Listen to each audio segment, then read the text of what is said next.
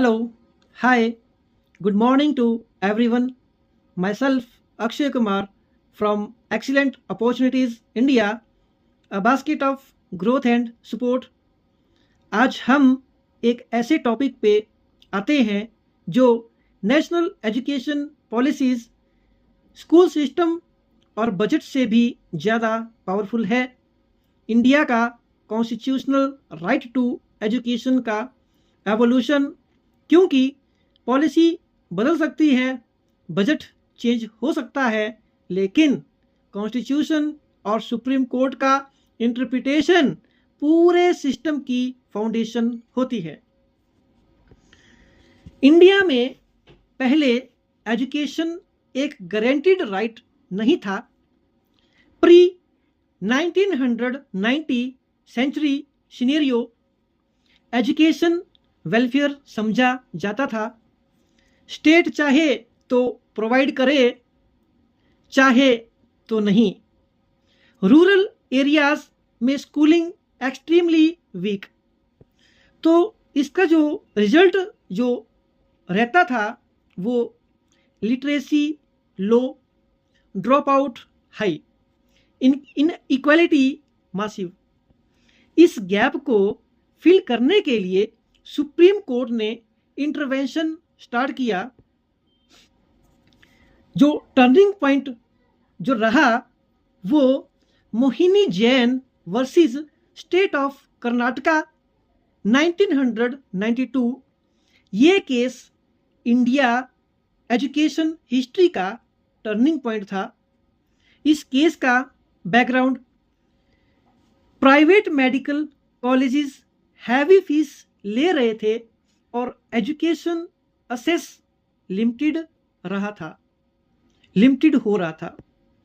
तो supreme court judgement, court ने बोला कि right to education flows from right to life, article 21।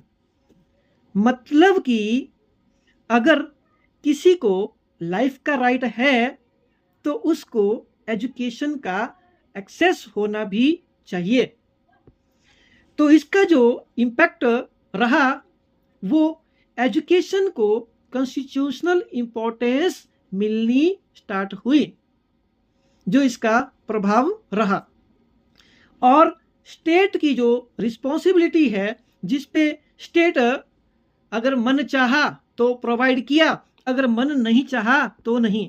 तो स्टेट की जो रिस्पॉन्सिबिलिटी थी वो एक्सपेंड हुआ। ओके, इसके बाद आता है यूनिकृष्णन वर्सेस स्टेट ऑफ आंध्र प्रदेश 1993। ये केस और डीपर फ्रेमवर्क देता है। जो जजमेंट के की points, education is a fundamental right for children up to age 14। इस केस में ये बात किया गया Unni Krishnan versus state of Andhra Pradesh case में कि education is a fundamental right for children up to age 14। Court ने क्या क्लेरिफाई किया? बेसिक एजुकेशन फ्री होना चाहिए, स्टेट ऑब्लिगेशन है, प्राइवेट एजुकेशन रेगुलेटेड हो सकते हैं। ओके, ये case directly national education policies जैसी पॉलिसीज का फाउंडेशन बना। इसके बाद आता है आर्टिकल नंबर 21A। ये गेम चेंजर अमेंडमेंट 2002 में आया। इसमें इंडिया ने कॉन्स्टिट्यूशन में फॉर्मल अमेंडमेंट किया। Article 21A, state shall provide free and compulsory education to all age 6 to 14 years. राज्य को फ्री और कंपल्सरी शिक्षा प्रोवाइड करनी चाहिए जो बच्चे 6 साल से लेकर 14 साल के एज ग्रुप में आते हैं उनको। तो इसका जो इम्पैक्ट रहा, एजुकेशन ऑफिशियली फंडामेंटल राइट बन गया, स्टेट लीगली बॉन्ड हो गया, एनफोर्समेंट पॉसिबल हो गई। ओके, इसके बाद आता है dear right to education act 2009। अब लॉ प्रैक्टिकल फॉर्म में आया। जो लॉ प्रैक्टिकल फॉर्म में आया राइट टू एजुकेशन एक्ट में, उसके जो की प्रोविजंस होता है प्रावधान, वो क्या थे? Free education 6 to 14 year children, no child can be denied admission. अगर कोई बच्चा आता है स्कूल में एडमिशन के लिए तो उसको इनकार नहीं किया जा सकता है कि आपको एडमिशन नहीं मिलेगा। और चैनल को एंड तक जरूर देखें, लाइक करें, सब्सक्राइब करें, शेयर करें। आज और इस एक्सीलेंट अपॉर्चुनिटीज में हर एक कंसेप्ट जो है वो एक्सपोज होता रहेगा, आप लोगों तक रियलिटी पहुंचता रहेगा। इसके बाद जो है प्राइवेट स्कूल में 25% सीट रिजर्व रखा गया, जो इस एक्ट के प्रोविजन रहा, प्रावधान रहा कि 25% सीट्स जो है EWS वो रिजर्व होनी चाहिए। ये किस में था? राइट टू एजुकेशन एक्ट में। तो आपका यही सेशन जो है, यही लेक्चर जो है अब आपका कनेक्ट हो रहा है कंटिन्यूसली, जो है हम बढ़ रहे हैं आगे। जो आपके एग्जामिनेशन है, एजुकेशन के एग्जाम है, उसमें भी इस तरह के क्वेश्चन जो है यहाँ से पूछ लिया जाता है। तो ध्यान से सुनिएगा। इंफ्रास्ट्रक्चर स्टैंडर्ड मैंडेटरी रखा जाए, तो जो इसमें रियलिटी गैप जो था वो लॉ स्ट्रॉन्ग है बट इम्प्लीमेंटेशन जो है वो uneven. Article structure, India constitution में education framework, article 21A fundamental rights, core fundamental rights, article 45 early childhood care, part of directive principles of state policies, article 46 schedule caste and schedule tribes education promotion,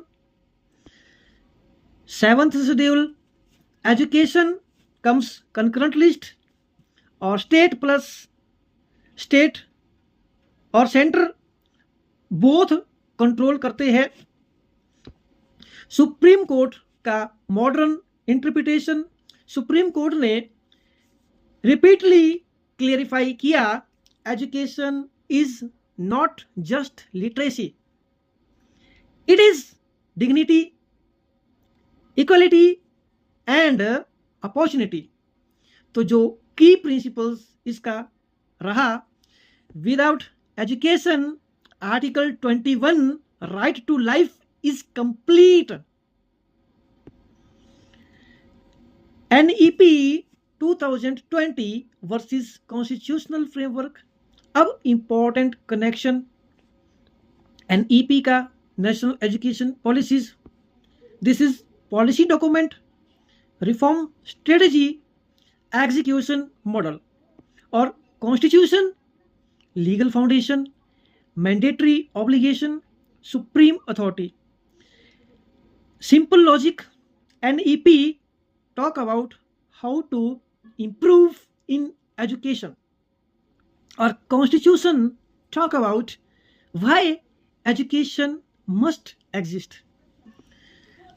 Code versus policies balance, Supreme Court generally talk about right expand करता है और government को accountability देता है।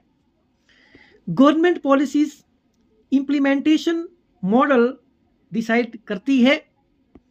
Example, court से education is right और government से we will implement via national education policies right to education और स्कीम्स। तो डियर, ग्राउंड रियलिटी जो गैप रहा, जो ट्रूथ है, कॉन्स्टिट्यूशन स्ट्रॉन्ग है, लॉज स्ट्रॉन्ग है, बट ग्राउंड इम्प्लीमेंटेशन अनइवन है। प्रॉब्लम क्या है? Teachers shortage, infrastructure gap, rural access issues, budget inefficiency. Result, legal rights exist but practically access varies. India education system का core issue law नहीं है, core issue execution mechanism है। Supreme court judgment ने India में education को welfare से right बनाया, policy से कॉन्स्टिट्यूशनल ऑब्लिगेशन बनाया, सिस्टम को लीगली अकाउंटेबल बनाया। But real challenge still remains. Right exists on paper but quality depend on implementation. Okay, तो ये हमारा पार्ट 3 रहा, और इसके आगे हमारा अपकमिंग वीडियो में पार्ट 4 भी आने वाला है। आप चैनल को लाइक करें, सब्सक्राइब करें, शेयर करें और हमारे साथ जुड़े रहें, बने रहें। ये एक्सीलेंट अपॉर्चुनिटी इंडिया प्लेटफॉर्म है, ऑर्गेनाइजेशन है जो मल्टी डायमेंशनल अप्रोच के साथ काम करता है। Basket of growth and support. यहाँ पर आपको मिलेगा एग्जामिनेशन प्रिपरेशन का मटेरियल, अपडेट्स, लीगल सपोर्ट्स, बहुत सारी चीज़ें। तो आप इसके साथ बने रहें और स्टे कनेक्टेड विद अस। मिलेंगे नेक्स्ट पार्ट में, 4th पार्ट में, बजट का एनालिसिस के साथ। कितना पैसा कहाँ जा रहा है, कितना पैसा जो है आया, और पास्ट ईयर में कितना पैसा रहा, वो सभी पूरा अपडेट्स के साथ, पूरे आपकी डाउट क्लियरेंस के साथ। और भी डाउट्स है आपके तो कमेंट बॉक्स में लिखिए, हम तक पहुंचाएं। Thank you. इसी के साथ मिलेंगे। जय हिंद, जय भारत।